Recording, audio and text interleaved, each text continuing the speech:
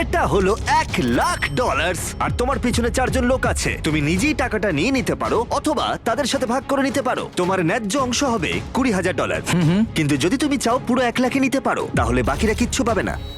বলো আমাকে তুমি কি চাও। নিশ্চয়ই। তার মানে কি বলতে চাইছো, সবটা চাও? না, আমি কাউকে চিনি না, আমি সবটাই নেব। যদি তুমি সবটা নাও তাহলে ওরা কিচ্ছু পাবে না। হ্যাঁ, আমি জানি। ঠিক আছে, আমি অনেক পেয়ে গেছি, অন্যদের সুযোগ দেওয়া উচিত। কিভাবে এটা আমি রাখবো? হ্যাঁ, সব চলে যাবে। এই 4,000-এর মধ্যে তুমি কতটা চাও? 0।